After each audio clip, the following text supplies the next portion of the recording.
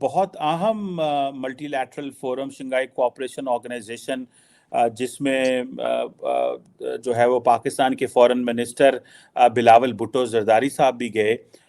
जब तक कॉन्फ्रेंस रही, बहुत अच्छे तरीके से डॉक्टर जयशंकर ने कॉन्फ्रेंस को होस्ट किया, और बल्कि बिलावल ने वहाँ पे बड़ी तारीफ भी की कि उन्होंने बड़े अच्छे तरीके से चीज़ें मैनेज की हैं। लेकिन जैसे ही मीडिया अपीयरेंस हुई, तो बिलावल जो हैं उन्होंने भी टफ लाइन ली इंडिया के ऊपर, और दूसरी तरफ डॉक्टर जयशंकर ने मजीद बिलावल भुट्टो जरदारी को उन्होंने कहा जी कि ये प्रमोटर हैं, जस्टिफायर हैं टेररिज्म इंडस्ट्री के, और ये चीज़ें चली हैं। कुछ लोगों को शायद एक्सपेक्टेशंस थी कि गालिबन जो आइस है वो मेल्ट होना शुरू हो जाएगी इस विजिट के बाद, लेकिन ऐसा लग रहा है कि वो उसके बाद कुछ डिस्टेंसेस जो है वो मजीद बढ़ गए। हम इंडिया का मुकाबला तो कर नहीं सकते। इंडिया मुसलसल जमहूरियत, यहाँ मुसलसल अमरीत रही है। वहाँ की इकानमी देखो, यहाँ की इकानमी देखो, वहाँ की आबादी देखो, हिसाब से बढ़कर है, लेकिन फिर भी वहाँ के आवाम खुश है।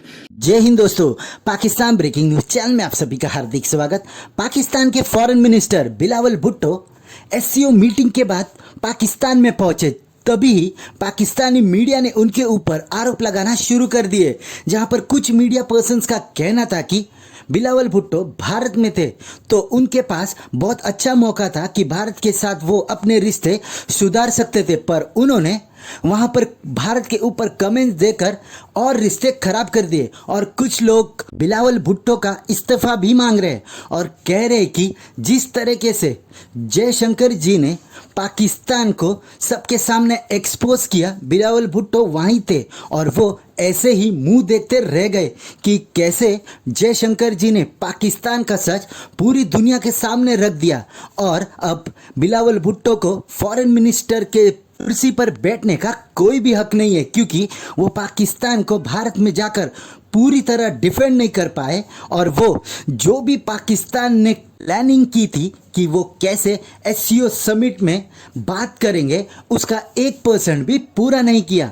तो क्या जयशंकर की बात पूरे पाकिस्तान में पहुंच गई है और पाकिस्तान को जयशंकर की बात इतनी चुभी कि वो अपने ही फॉरेन मिनिस्टर का इस्तीफा मांगने लगे।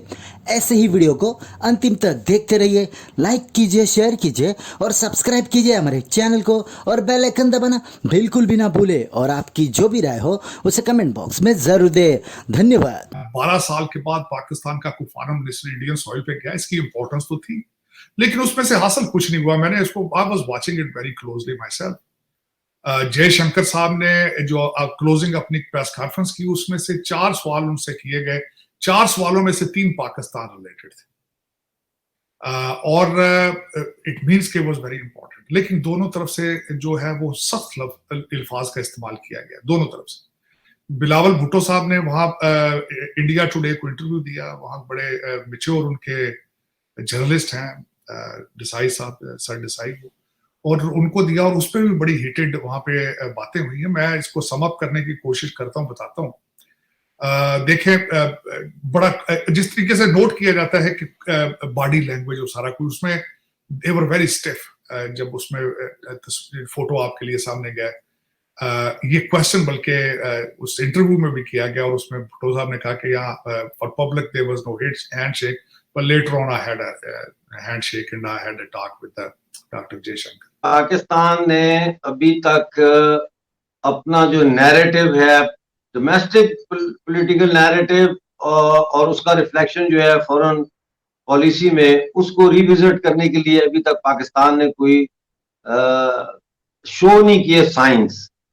तो ये जो कश्मीर का मसला है, या भारत के साथ ताल्लुकात का मसला है, या चीन के साथ ताल्लुकात का मसला है, कोई भी मुल्क हो, वो 20 साल 30 साल के बाद अपनी पॉलिसीज को रिविजिट करते हैं, उसको देखते हैं, उसके रिजल्ट्स देखते हैं, उसके प्रॉस एंड कॉन्स देखते हैं, क्या हासिल हुए हैं। Yes sir. उसको फिर दोबारा से अपनी फॉरेन डोमेस्टिक पॉलिसी और फॉरेन पॉलिसी को रिवाइज करते हैं। लेकिन ऐसा कोई अमल हमने आज तक पाकिस्तान में होते हुए नहीं देखा। डॉक्टर जयशंकर साहब ने टेररिज्म, उनको स्पोक्समैन कहा कि he is a spokesman of terrorism, और उन्होंने उसके जवाब में कहा जाए तो बिलावल भुट्टो ने कहा कि आप टेररिज्म को सियासी एक माइलेज के लिए इस्तेमाल करते हैं।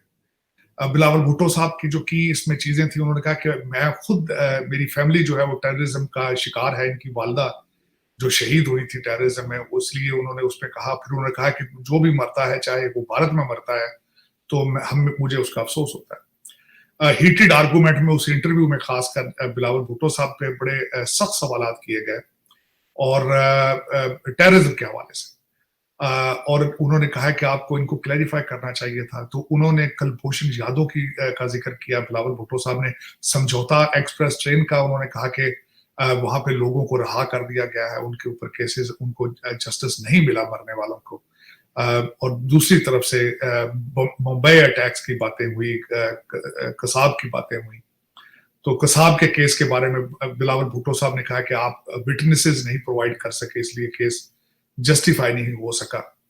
लेकिन मैं ये समझता हूं कि एक क्वेश्चन जब वापस आए हैं बिलावल भुट्टो साहब, तो उनसे एक क्वेश्चन एक जर्नलिस्ट ने ये भी किया।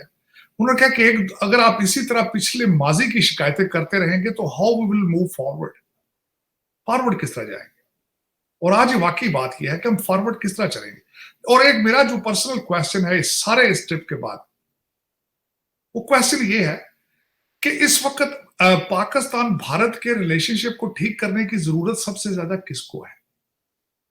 क्या भारत को जरूरत है पाकिस्तान से रिलेशनशिप ठीक करने की, या फिर पाकिस्तान को जरूरत है कि भारत के साथ रिलेशनशिप ठीक किया जाए या ट्रेड किया जाए? इस वक्त फाइनेंशियल क्राइसिस किस मुल्क के अंदर है? इस वक्त हर फर्द वाहिद की जबान पर क्या है कि हमारे टैंकों को जंग लग चुका है, हमारे पास जंग के लिए डीजल मौजूद नहीं है। बल्कि हमारे अमीरुल मोमिनीन इमरान खान साहब ने भी अगले दिन फरमाया है कि वो बाजवा साहब इनके सामने इस तरह जिक्र करते रहे, who was not an ordinary person, he was an army chief। नहीं, मुझे ज़ाती तौर पर ऐसा कुछ भी नहीं लगता, क्योंकि अगर आप हिंदुस्तान की बात कर लें, हिंदुस्तान देखो वो इकोनॉमी पे काम कर रहा है, वो दुनिया की 3rd-4th लार्जेस्ट इकोनॉमी बन चुकी है पिछले एक महीनों में। जी हाँ, 5th लार्जेस्ट इकोनॉमी है। तो वो लोग जो है वो अपने मुल्कों में इन्वेस्ट कर रहे हैं, वो चाह रहे हैं कि ज़्यादा से ज़्यादा फ़ायदा हो, बजाय इसके वो लड़े। मेरा ये ख्याल है कि दुनिया में जो बड़ी आबादी है, एक चाइना है, इंडिया है, और पाकिस्तान भी बहुत बड़ी आबादी है। छठे नंबर पे बड़ी ये तरक्की का ब्रिज माना जाता है।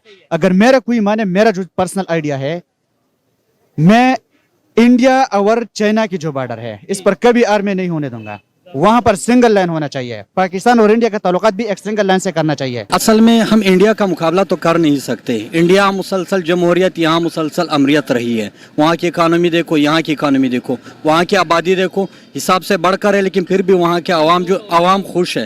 लेकिन यहाँ जब हम कुछ नहीं कर सकते, जब हम खुद की दुश्मनी अवाम के साथ कर रहे हैं, इसके लिए लाजमी है कि हम खुद की दुश्मनी छुपाने के लिए एक दुश्मन क्रिएट करें। दुश्मन सामने लिया है, अब अफगानिस्तान को दुश्मनी अफगानिस्तान के साथ कर रहे हैं, नाम इंडिया का लिया जा रहा है, और दरअसल में ना अफगानिस्तान ना इंडिया, दुश्मन अपने ही घर में मौजूद।